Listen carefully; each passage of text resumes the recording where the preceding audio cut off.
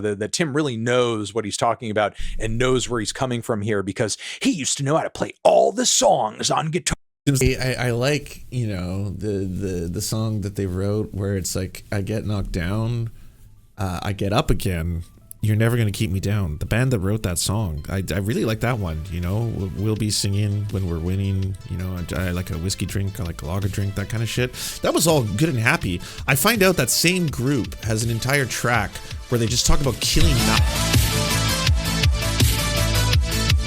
on some level, not really being copacetic with the psychotic, bigoted views they now have to hold for a job. Of course, I am talking about the one and only Tim Pool, aka Beanie Man. You know, if you've had the displeasure of seeing any amount of content from Tim's YouTube channel, you know that, like a lot of other weird right-wing talking heads on the internet, he makes a lot of money and gets a lot of attention by virtue of commenting on, with a lot of indignance, a lot of pop culture items that are either nominally or deeply offensive to those with right-wing views because, oh, it's woke or it's blasphemous or whatever. And yeah, the soy right.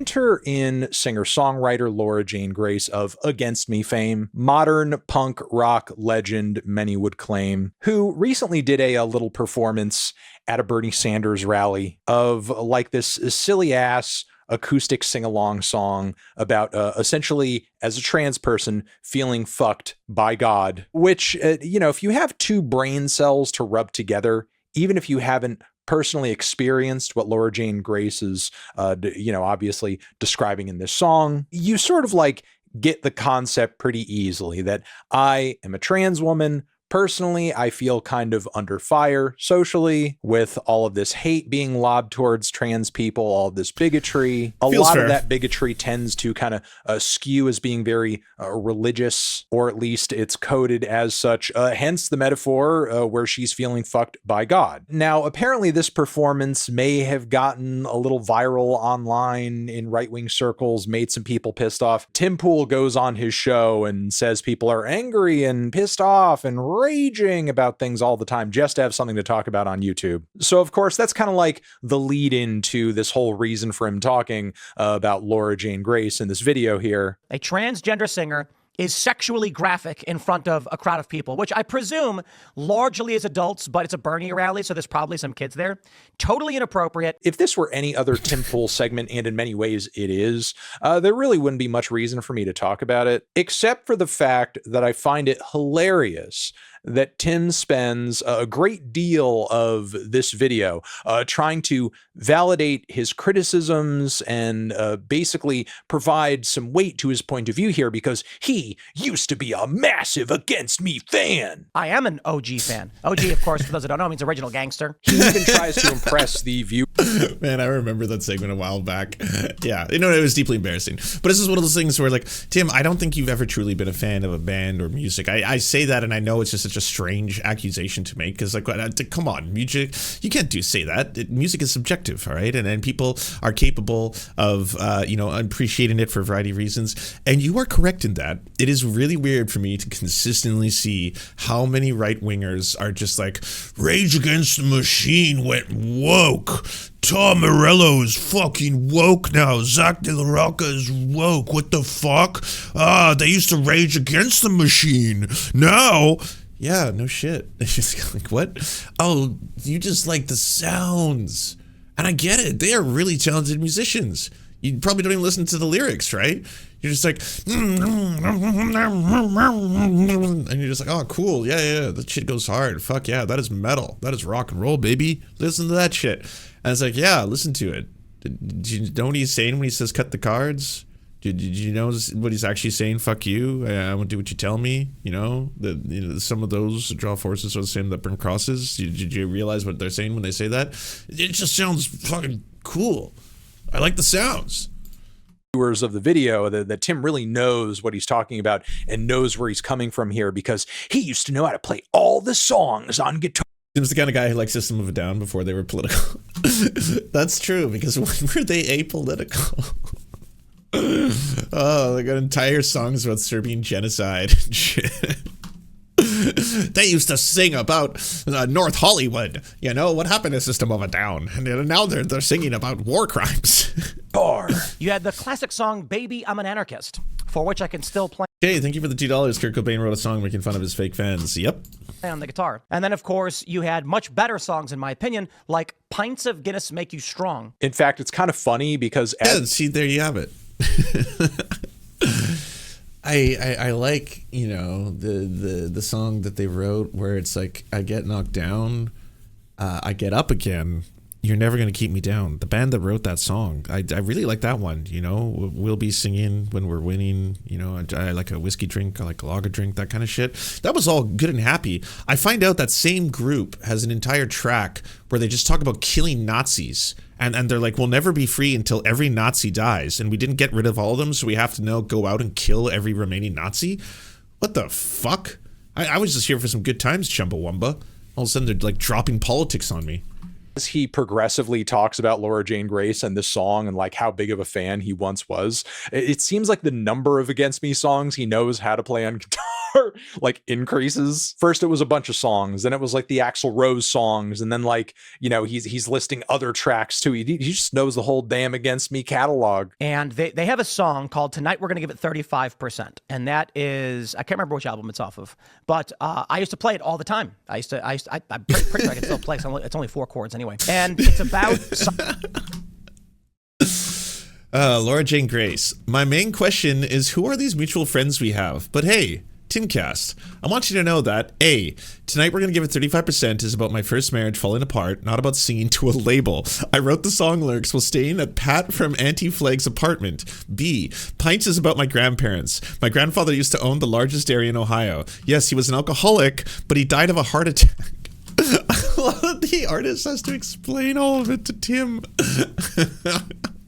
And by the way, still zero self-reflection on Tim, right? Like, I don't know about you, but it would be a really weird thing of the overwhelming majority of people that I consider to be some of the greatest artists and heroes, just one after another, suddenly started to reveal themselves as not being aligned with my worldviews in any way, shape, or form. But then all of a sudden, instead of actually being like, should I question my own beliefs and really dark right-wing trajectory? Or is it them who's wrong? Perhaps it was them. signing a record deal. What? We're going to get signed to a major record deal and get $1 million? Let's go. And that's when I was like, hypocrites. He even goes on to play a lick from an Against Me intro. I can prove it. Here we go. Okay. Anybody who knows what that song is, you know exactly what song I was playing. And I just find this very funny because like the time period that Tim describes in this video as far as like being into Against Me and how their music resonated with him at the time when they were originally hot with Axl Rose and so on and so forth. I was a big fan of the band at that same time. In fact, like I saw the band live way back then, and I had all the EPs on vinyl and liked some of the stuff they did on Fat Wreck Chords not too long after that. And Tim is just like obsessed in this video with like proving how like hardcore of a fan he was, how deeply ingrained into like the Against Me sphere he was. He even goes on to sort of like brag like, oh yeah, you know, like I know people who knew or know Laura Jane Grace. You know, I don't know them personally. I don't got any beef, but like, you know, I know people who know people. And Tim like basically says all of this to build up to his argument that in his opinion, now he states this as fact, but then he also sort of like backpedals a bit. He's like, oh, I'm just saying, I'm just asking some questions. He goes on to argue that he feels that Laura Jane Grace is essentially just like pretending to be trans or transed herself for money and attention, and was entirely motivated by the fact that like Against Me was in a ton of debt and just needed money. I would say that the honest take here, lead singer of Against Me, was in the gutter. The band was not doing really well. They had massive amounts of debt. They failed. And then I got an idea, trans. And then all of a sudden they saw a big bump. Now, if you're an actual Against Me fan, you know how bullshit that argument is, because when you dig into the band's back catalog, Also just as a human, right? Like I mean, shall we apply Occam's razor here, or shall we use deductive principles? Because ultimately, hey, by the way, you're having a lot of trouble in that you're not as successful as you used to be. Would you try faking being part of a community that is heavily marginalized and oppressed? Why? Sorry, what's the advantage? What's the advantage to that? Like the same people in high school used to be like, yeah, all the people who are gay are choosing to be gay. Are you choosing to be straight? Is that what you're saying? And they're just choosing to play on hard mode, I guess. Nightmare mode. Every time they go to high school, and all of you want to beat the fuck out of them because you're mad that they're gay, because you're super secure about your own lives and sexuality.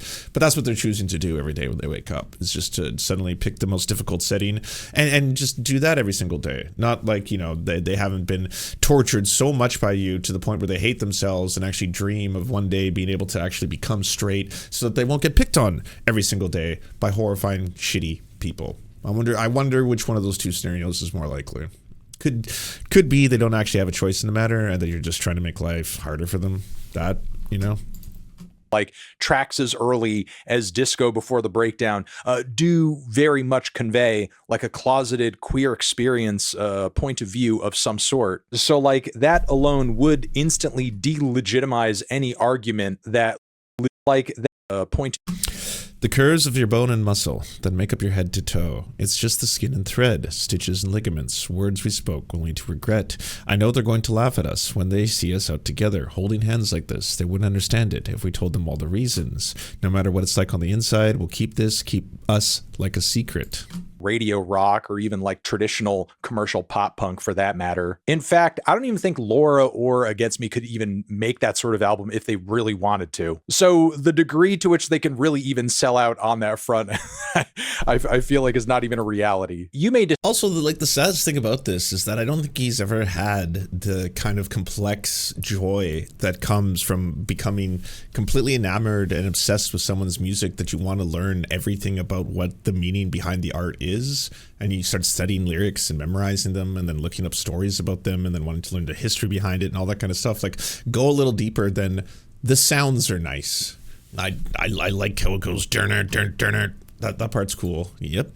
Is there anything else? Disagree with that personal assessment that I have. Certainly the opposite is arguable. However, I feel like the last person on the planet who should be making that argument is Tim fucking Pool. Because if Tim is going by the metric that Laura Jane Grace was at one time like a really great underground hardcore singer-songwriter with anarchist leanings, and now she's like no longer fully that, and as a result she's a loser and a cretin and she shouldn't be taken seriously. Okay, if that is true of Laura Jane Grace, that applies 8, 10, 20 times for Tim fucking Pool, who apparently over here again is sitting here like a stan. I play all the songs on the guitar. Oh. So like how deep into the ideological tank were you for every old school Against Me song? Probably more than even Laura Jane Grace was, and she wrote the fucking tracks. Like in the grander scheme of things, the ideological shift that we're seeing in Laura Jane Grace as a singer and a songwriter over the course of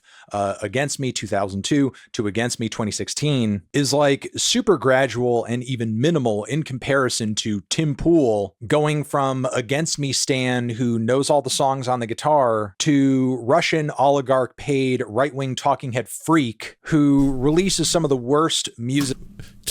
Yeah, we won't go into that category because I'll spare your ears, but this part is actually wild. No one's brought this up yet. At some point we're gonna have to do a segment. Do you know that this scandal has silenced the Laurens? Lauren Chen and Lauren Southern have not posted a video and barely posted on social media since this whole thing dropped. Like, there's a lot of people, I guess, who either, I will assume for legal reasons, didn't have to worry too much about it, or they just have no scruples. You're Dave Rubins, Benny Johnsons, Tim Pools, who are just like, I was the victim. I was the victim. I can't believe these Russian billionaires were willing to throw hundreds of thousands of dollars at me. How could they? I'm a victim. And I thought everyone was going to do that as their playbook. Oh, this is what they're all going to do. They're just going to all laugh it off and be like, I had no idea.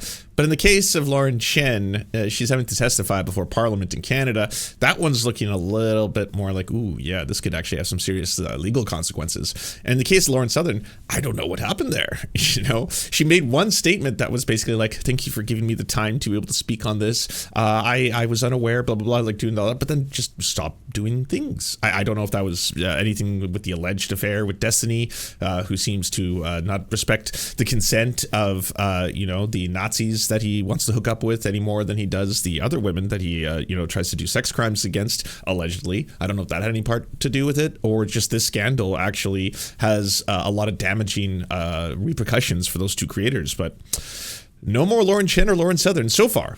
We're going to see. I mean, did you give anyone a year worth of time and then they could come back, being like, all right, so here's the story why I wasn't allowed to talk to for the past year, but now my lawyers have allowed me to. Oligarch paid right-wing talking head freak who releases some of the worst music known to man under the title of his podcast. Tell me what to do instead of dreaming. Let me die for you. And at the very least, I can respect the fact that Laura Jane Grace in her own art and work has actually tried to explain and contend with these changes that she's had ideologically over the course of her lifetime in her music, actually presenting them to her fans to try to give them some sort of understanding. Meanwhile, Tim Pool over here is a million times more the sellout. By the way, that was without the filters. I know Tim Pool got so mad at DJ Anarchy for potentially, or the Majority Report for fucking with his filters. I know for a fact that you were applying. I'm a musician, so I know when someone puts a phaser or a filter or a bit crusher on my voice, and you were applying that. And I was like, that was as a favor to the audience, Tim. Jesus Christ! Have you heard what it sounds like? Uncut than Laura Jane Grace could ever be, and he gets to sit there on his shady billionaire funded podcast YouTube channel and pretends like he's not the textbook definition of a political internet grifter. Ukraine is the enemy of this country. The enemy. Ukraine is our enemy, being funded by the Democrats. I will stress this again. One of the greatest enemies of our nation right now is Ukraine. But yeah, wow, you really got to give it to Tim Pool for uncovering the Laura Jane Grace. Which again is just such a wild take for Tim to just have out of nowhere, because it's one of those things where I could see you trying to peddle to your audience that we should stop giving money to Ukraine to resist Russia just because you want to do it from I'm a nationalist. I don't care about supporting other nations and geopolitics.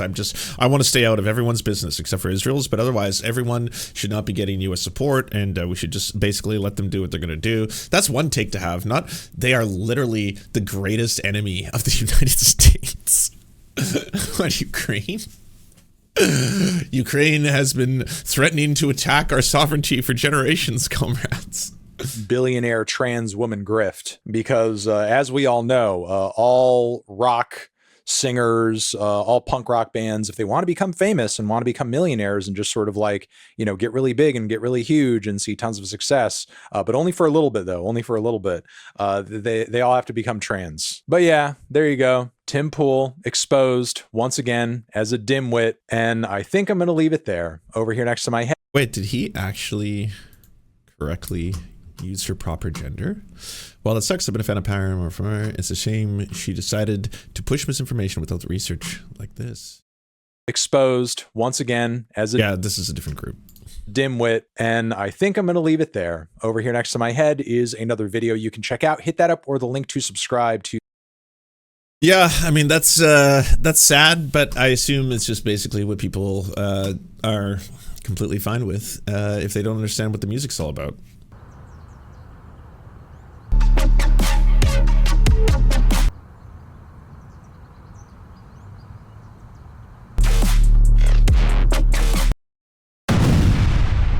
Don't let this happen to you. Go to serfscoffee.com to order the only end-to-end owned indigenous coffee company that delivers blood-free, conflict-free, and cruelty-free beans right to your door. 0% of people who drink serfscoffee.com have exploded spontaneously. By ordering right now, you get 10% off plus free shipping, and it's the best way to enjoy delicious coffee while not exploding. That's serfscoffee.com, serfscoffee.com. Thank you so much for watching, everyone. This video wouldn't be at all possible without the financial support of all the people whose names you see on the screen right now. And if you want to unlock secret bonus episodes, content that we can't post anywhere else, or get the videos early before anyone else gets to see them, please go on to patreon.com/theserfs. For as little as $1, you can help support this channel and help make more videos like this possible. Our executive producers are Anna Loves Riley, Adrian McCarthy, Bobby Lasers, Cheryl Alvarez, Comrade Junkie, Doug Caddy, Everything Important, Garrett Sandoval, Hagbard Saline, Jimmy Sombrero, Multimondi, Omni, Political Papi, Preston Kroll, Quiet 185, Richard Boehm, Riley and Anna, Roller Dragon, Cernicus, Stellar Gwyn, Sebastian Demel, Tigwig, Trav, and Words Greenwood. And also, it wouldn't be possible without all the names you see on the screen right now. Again, if you want to help produce this content, it's only made possible through the funding of our patrons. Head on down to patreon.com/theserfs. That's patreon.com/theserfs.